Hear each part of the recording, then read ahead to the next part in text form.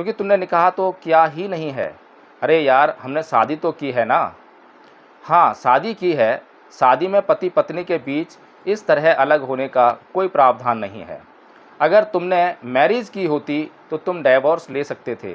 अगर तुमने निकाह किया होता तो तुम तलाक ले सकते थे। लेकिन क्योंकि तुमने शादी की है, इसका मतलब ये हुआ कि हिंदू धर्म और हिंदी में कहीं भी पति पत्नी के एक हो जाने के बाद अलग होने का कोई प्रावधान है। ये कहती है कि आपको किसी भी प्रकार से जीना ही पड़ेगा, क्योंकि हमारी सभ्यता, हमारे धर्म, हमारी संस्कृति में ऐसे शब्द ही नहीं है, आपको मजबूरी में जीना पड़ेगा। लेकिन वहीं पर एक दूसरी संस्कृति है जो इसी देश की संस्कृति है, और बल्कि इस देश की मूल संस्कृति है। और जिस संस्कृति की हम बात कर रहे थे वो विदेशी संस्कृति है, लेकिन जो इस देश की मूल संस्कृति है वो ये कहती है कि आपको जीने के लिए मजबूर नहीं होना है, कभी भी मजबूरियों में नहीं जीना है, बल्कि आपको जो है मारा, उसने मुझे डांटा, उसने मुझे मेरा सब कुछ छीन लिया। जो इस प्रकार की बातों को अपने मन में बनाए रखते हैं, उनका वैर कभी शांत। शादी का मकसद क्या होता है, और जब उस शादी से वो मकसद हल होने की कोई सूरत ना हो तो हिंदू सभ्यता क्या कहती है? तिल तिल कर मरो, कुछ भी करो, लेकिन ये जन्म तुम्हें ऐसे ही भोगना पड़ेगा।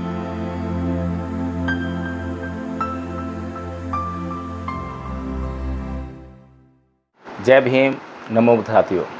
साथियों, आज फेसबुक पर मैंने एक पोस्ट पढ़ी, और यह पोस्ट कोई जयबीर सिंह नाम के भाई साहब हैं, उन्होंने डाली है। वे लिखते हैं कि विवाह उपरांत जीवन साथी को छोड़ने के लिए दो शब्दों का प्रयोग किया जाता है। एक डाइवोर्स, जो अंग्रेज़ी का शब्द है, दूसरा तलाक, जो कि उर्दू का शब्द है। कृपया हिंदी का शब्द बताएं। तो ये क्वेश्चन मार्क लगाते हुए ये पोस्ट डाली गई है। उसके बाद जो एक कहानी वो बताते हैं कि आज तक के एडिटर संजय सिन्हा की लिखी हुई कहानी है।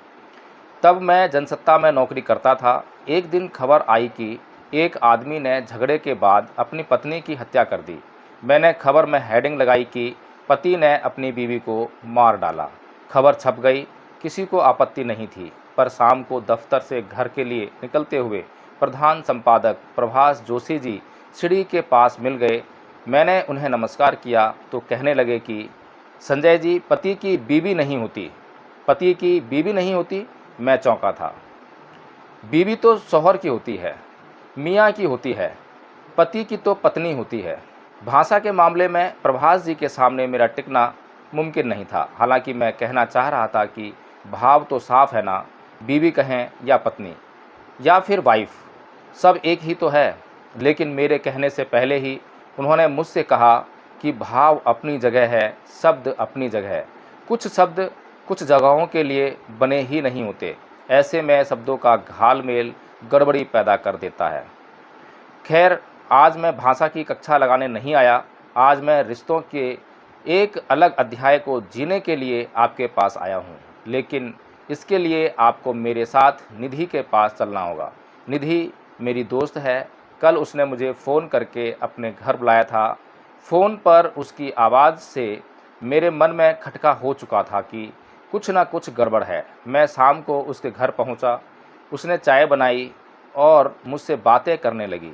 पहले तो इधर उधर की बातें हुई, फिर उसने कहना शुरू कर दिया कि नितिन से उसकी नहीं बन रही है और उसने उसे तलाक देने का फ़ैसला कर लिया है। मैंने पूछा कि नितिन कहाँ है, तो उसने कहा कि अभी कहीं गए हैं, बताकर नहीं गए। उसने कहा कि बात बात पर झगड़ा होता है और अब ये झगड़ा बहुत बढ़ गया है। ऐसे में अब एक ही रास्ता बचा है कि अलग हो जाएं, तलाक ले लें। निधि जब काफ़ी देर बोल चुकी तो मैंने उससे कहा कि तुम नितिन को फ़ोन करो और घर बुलाओ, कहो कि संजय सिन्हा आए हैं। निधि ने कहा कि उनकी तो बातचीत नहीं होती, फिर वो फ़ोन कैसे करे। अजीब संकट था। निधि को मैं बहुत पहले से जानता हूँ। मैं जानता हूँ कि नितिन से शादी करने के लिए उसने घर में कितना संघर्ष किया था। बहुत मुश्किल से दोनों के घरवाले राज़ी हुए थे।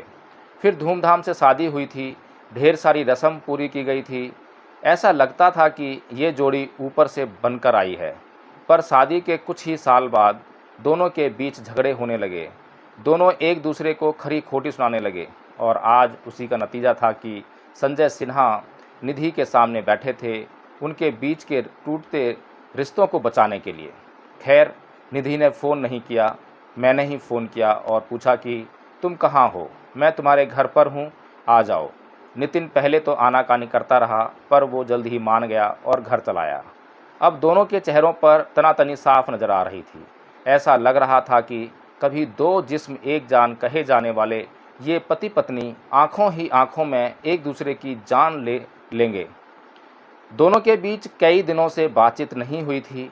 नितिन मेरे सामने बैठा था। मैंने उससे कहा कि सुना है कि तुम निधि से तलाक लेना चाहते हो। उसने कहा, हाँ बिल्कुल सही सुना है, अब हम साथ नहीं रह सकते। मैंने कहा कि तुम चाहो तो अलग रह सकते हो, पर तलाक नहीं ले सकते। क्यों? क्योंकि तुमने निकाह तो किया ही नहीं है। अरे यार, हमने शादी तो की है ना। हाँ शादी की है।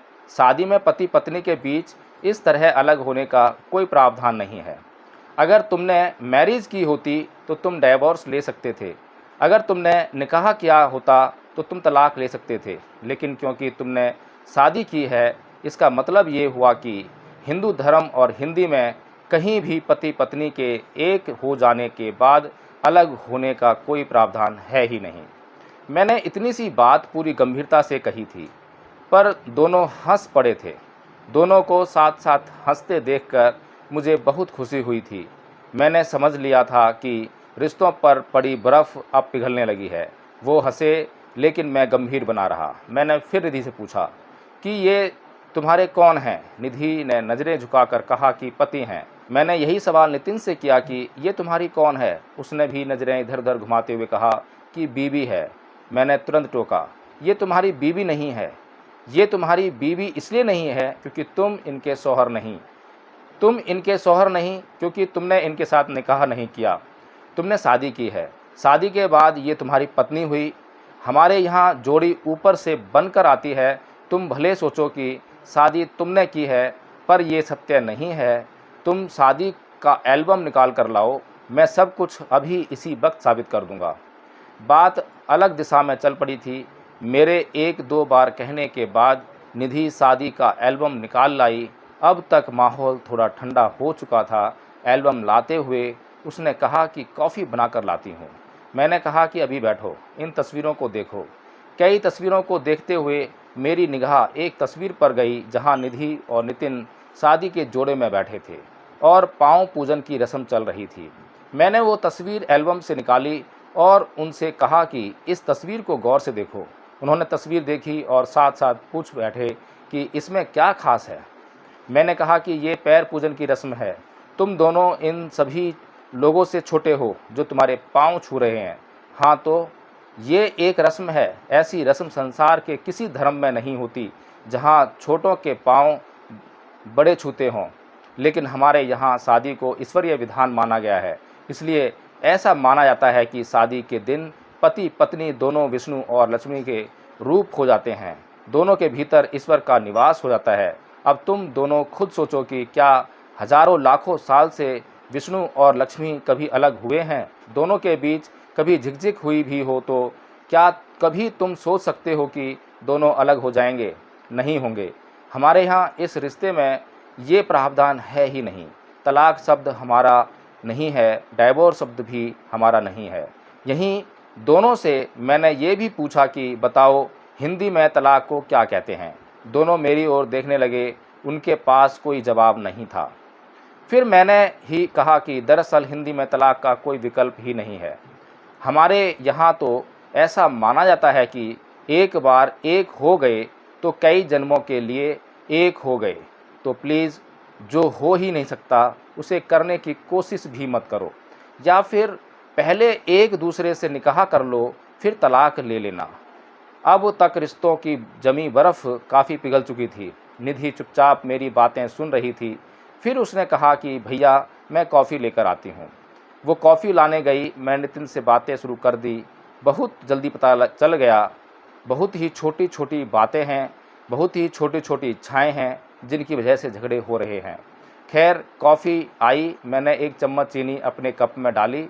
नितिन के कप में चीनी डाल ही रहा था कि निधि ने रोक लिया। भैया, इन्हें शुगर है, चीनी नहीं लेंगे। लो जी, घंटा भर पहले ये इनसे अलग होने की सोच रही थी और अब इनके स्वास्थ्य की सोच रही हैं। मैं हंस पड़ा और मुझे हंसते देख निधि थोड़ा झेंपी। काफ़ी पीकर मैंने कहा कि अब तुम लोग अगले हफ्ते निकाह कर लो, फिर तलाक में मैं भी तुम दोनों की मदद करूँगा। शायद अब दोनों समझ चुके थे हिंदी एक भाषा ही नहीं संस्कृति है।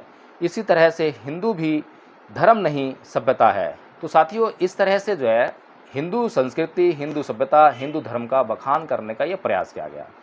इसका जवाब देते हुए मैंने कमेंट किया, और मैंने क्या कमेंट किया कि शादी का मकसद क्या होता है, और जब उस शादी से वो मकसद हल होने की कोई सूरत ना हो तो हिंदू सभ्यता क्या कहती है।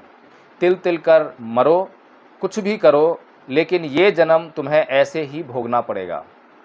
लेकिन ज़िंदगी किसी सभ्यता के कानूनों नियमों से नहीं चलती, उसके चलने की अपनी शर्तें हैं, और यदि वे शर्तें पूरी ना हों तो उसे मौत कहते हैं। अब क्या हिंदू सभ्यता जीवन के स्थान पर केवल मौत की बात करती है? क्या जीवन की कोई सूरत ही नहीं होती? बुद्ध शादी को बंधन कहते हैं। बंधन दुख का कारण है, क्योंकि कोई भी बंधन बिना आसक्ति के नहीं चल सकता। अभी इतना ही। अब ये हिंदू धर्म और सभ्यता की अच्छाइयों का राग अलापना बंद करो। हिंदू धर्म और सभ्यता मानव जीवन में एक गंभीर रोग है। इसे जितना शीघ्र छोड़ दो उतनी जल्दी सुख की प्राप्ति होने लगेगी। एक और कमेंट मैंने किया कि एक हिंदू धर्म और सभ्यता की अच्छाई का बखान करते हुए यह कह रहा था कि हिंदू धर्म में शादी तो है, लेकिन तलाक, डाइवोर्स नहीं, क्योंकि ये शब्द हिंदी के नहीं हैं। समझना चाहिए कि ऐसी स्थिति उत्पन्न हो जाए तो क्या इन्हीं बातों का हवाला देकर दो लोगों को अपनी जहन्नुम और नारकीय बनी जिंदगी को जीने के लिए मजबूर होना पड़ेगा। वैसे शब्द होते क्या हैं? शब्द अपने आप में कोई अर्थ लिए नहीं होते, बल्कि जीवन की परिस्थितियों को बताने के लिए भाव होते हैं। जिस धर्म व सभ्यता में किसी परिस्थिति को बयान करने के लिए शब्द ही नहीं होते, उस भाषा, धर्म व सभ्यता को गरीब ही कहा जाएगा, बेचारी कहा जाएगा।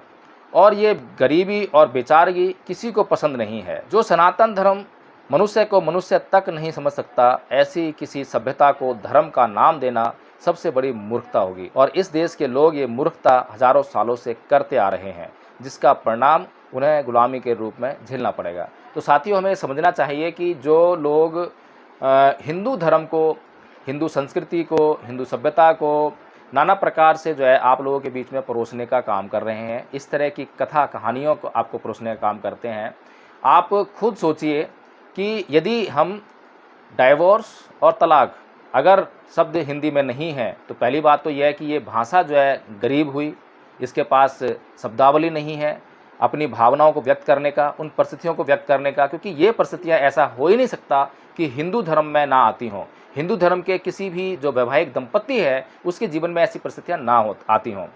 बहुत हजारों सालों से जो है ऐसी परिस्थितियाँ लाखों, करोड़ों, अरबों, खरबों अनगिनत जोड़ों ने जो है झेली हैं, और वे इस स्थिति में पहुँचे हैं कि उन्हें अब तलाक लेना चाहिए, अलग हो जाना चाहिए। लेकिन क्योंकि हिंदू धर्म जो है ऐसी किसी व्यवस्था की बात नहीं करता, इसीलिए वे अत्याचार, शोषण को जीने के लिए, सहने के लिए इस देश की महिलाएं मजबूर हुईं, और उन्होंने नाना प्रकार के अत्याचार परंपराओं और धर्म के नाम पर झेले। अब ऐसे परंपरा और ऐसे रीति रिवाजों को, ऐसे धर्म को, ऐसी सभ्यता को, ऐसी संस्कृति को अगर कोई बहुत अच्छा बताने का प्रयास करे तो उसे क्या कहना चाहिए। साथियों, अगर मैं यहीं बौद्ध धर्म की, बौद्ध संस्कृति की बात करूं तो हम इसी समस्या का समाधान कर सकते हैं। और मेरे जीवन में भी एक जीती जाती घटना घटी, जिसका मैंने जो है बौद्ध धर्म के अनुसार ही हल निकाला।